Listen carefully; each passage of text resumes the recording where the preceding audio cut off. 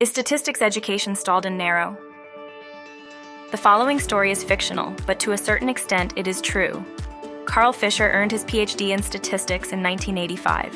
After graduation, he became a professor of statistics and research methods at a prestigious university. His course covered all essential concepts and procedures in the field, including t-test, ANOVA, Pearson's correlation, ordinal least square regression, multivariate procedures, and others.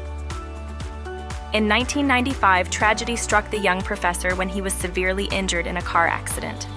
In 2025, he woke up and miraculously regained all his cognitive abilities, but he was afraid that he would be unable to find a job due to a 30-year gap in familiarity with advancements in the field. However, after reviewing several syllabi and textbooks, his confidence was soon restored because he found that the contents of statistical education remained unchanged. Carl is lucky, but it would not happen in other fields. It is hard to imagine today's astronomy textbooks failing to mention dark energy and dark matter, or physics textbooks neglecting the top quark, the tau neutrino, and the Higgs boson. It is also inconceivable for contemporary psychology courses only to cover Freudian psychoanalysis and Skinner's behaviorism, but to omit completely the cognitive revolution and the advance of neuroscience. In contrast, statistical education seems to have stalled. The least square criterion for regression modeling was discovered in 1805. Pearson's coefficient was invented in 1892. The t-test was created in 1908, and ANOVA was developed in the 1930s. All the approaches mentioned above stem from a single school of thought, the frequentist school. Unfortunately, other excellent ideas, such as Bayesian statistics, exploratory data analysis, resampling methods, and data science, are either omitted entirely or relegated to brief mentions. This narrow focus is an unusual phenomenon in the realm of statistics education. I have encountered many doctorate holders who are unfamiliar with alternative schools of thought in data analysis, relying exclusively on the frequentist approach.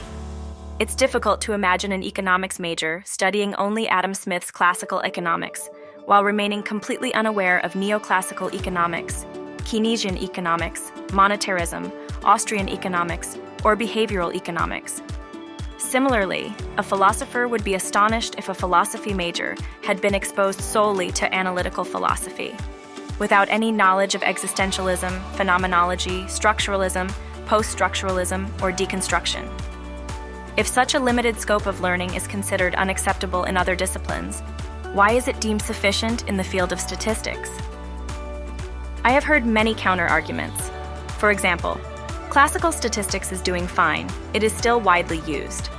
My response is simple. The Sony Walkman, VHS tapes, and Kodak film were also widely used and worked well until they didn't.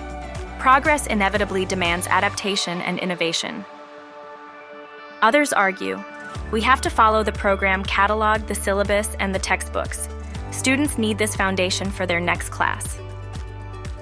But why can't we revise the catalog and curriculum? What is the ultimate goal of education? Is it to ensure our graduates are employable and equipped for real-world challenges, or merely to prepare them for the next course in a sequence? Another common argument is, most research journals still accept studies conducted with classical statistics. But what is the purpose of research? Are we content to repeat the same old, or do we aim to push the boundaries of discovery? History shows that groundbreaking advancements often require moving beyond safe, conventional approaches. Without bold thinking, there would be no heliocentric astronomy, no Big Bang theory, no theory of relativity, no quantum mechanics, and no large language models. It may have been true in the past that classical statistics was the key to publication in peer-reviewed journals, but the landscape has changed, and clinging to outdated norms only stifles progress. Many fields are recognizing the advantages of data science techniques for uncovering patterns, handling large data sets, and building predictive models that classical statistics may not handle as effectively. Research from bibliometric databases like Scopus, Web of Science, and PubMed shows a steady increase in papers mentioning machine learning, data science, or related terms. For example, a study published in 2021 indicated that ML-related publications increased by over 300% between 2010 and 2020, in domains like medicine and environmental sciences. In the field of medicine, the number of PubMed-indexed ML-related papers rose from fewer than 500 in 2010 to over 6,000 in 2020. Further, a bibliometric analysis of the published literature on machine learning in economics and econometrics indicates a substantive increase in academic publications on machine learning in these fields between 1991 and 2020. Before 2014, only a few research articles in economics and econometrics are based on machine learning or big data. But after 2015, the growth rate is exponential. Text mining in the articles indexed in both Web of Science and Scopus reveals that the terms economics and econometrics, machine learning, big data, and data mining, data analysis, data science, data analytics frequently co-occurred and that gain more and more interest over years. Let me be clear, I am not opposed to classical statistics. Just as teaching psychoanalysis in psychology and Newtonian mechanics in physics remains essential, classical statistics has its rightful place in education.